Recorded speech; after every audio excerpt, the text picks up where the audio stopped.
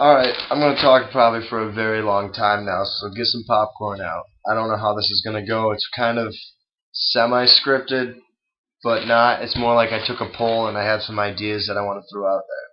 This is no way funny. It's a serious conversation.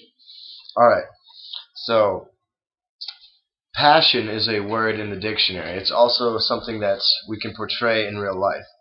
Now, the dictionary, according to my phone, defines passion as a very strong feeling, especially when it comes to anger or love. Alright? Now, I asked a bunch of people today, not that I took the hugest poll, but I asked about 60 people what they are passionate about in life. A lot of people told me that they were passionate about people. Just happens to be a common theme. People. Another person or persons also mentioned, here are some of the things.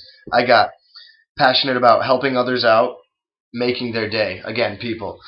God, living better, arts and crafts, etc. Learning and growing is another one.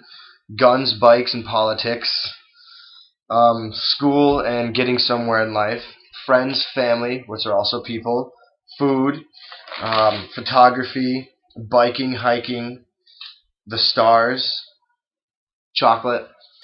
I was also thinking, what if you were able to say something that you're passionate about, but then also have somebody that's close to you in life say something they believe you're passionate about, or also something they see as a passion in your life, and compare it to what you said. Like for me, I could say I'm passionate about youth. That's one thing I am passionate about is youth, like working with youth-aged kids and just kind of enhancing their lives so that they don't destroy it on the streets. But then, if you were to ask my mother, what is Jarrett passionate about? I might get a different answer. She might say, well, he's passionate about the drums, he's passionate about music, he's passionate about photography, which then again, I would also say that about myself. But I'm not trying to say what is the number one thing that you are passionate about. There's passions in our lives. Now, sometimes people see things in us that we don't, and I just want to be able to encourage the chasing after your own passion and obtaining true joy, as well as not limiting ourselves from the authenticity when going after what we truly are passionate about.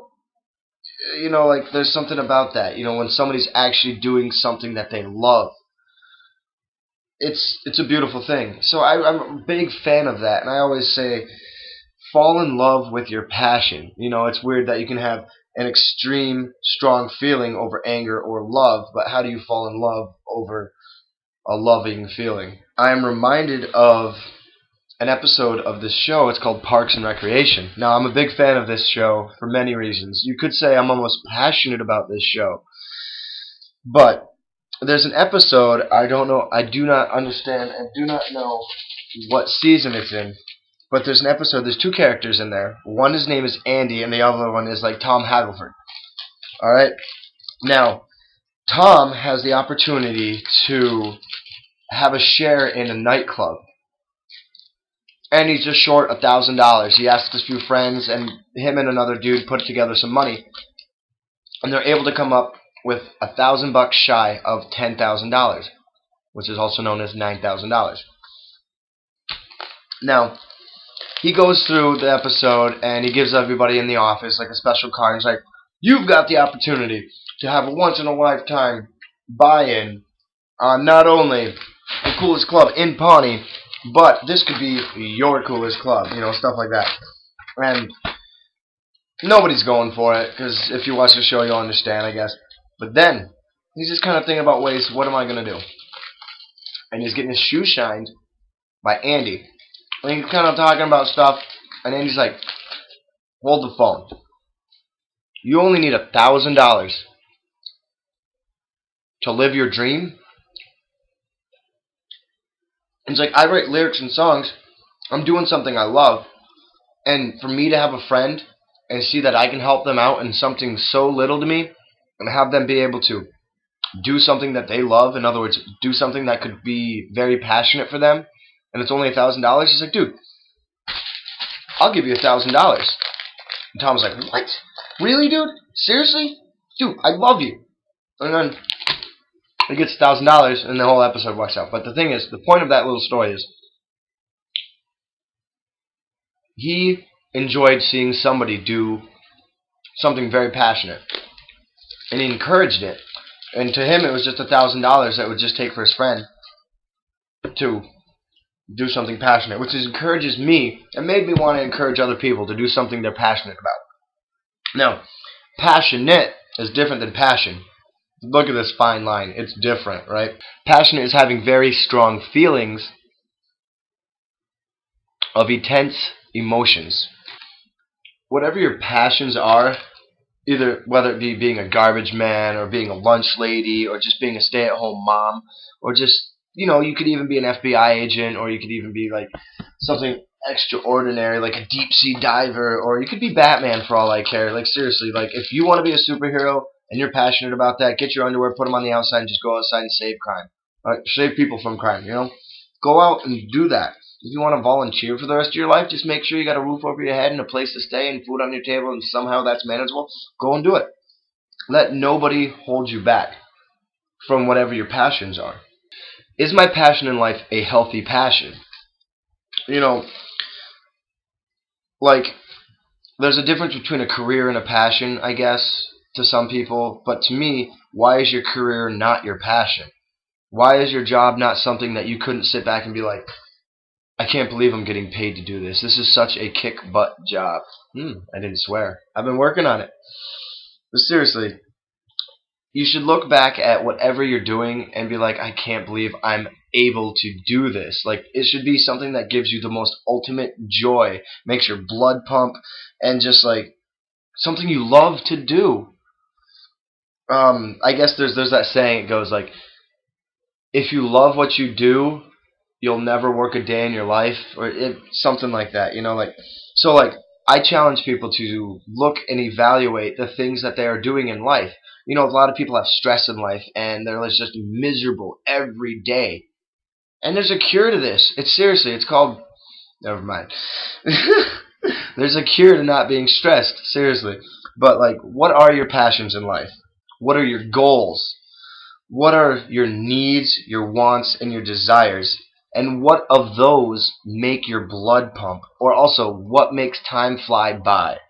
What brings you true joy? There's a difference between joy and happiness. Joy is when no matter what happens, it's a great day. And happiness is conditional. Like, oh, it rained today, my day sucks. Are your goals realistic?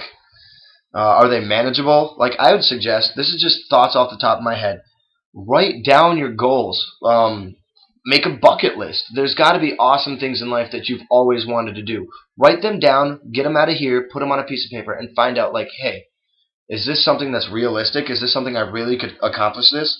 Or are you holding yourself back from your goals and your passions? And if so, what is holding you back? I'm not saying like if you were young at once and you had goals and desires and things you wanted to do in life, and all of a sudden you have kids now and you can't do that. Maybe you need to reevaluate your goals. Like, you can still change them around and have an awesome time.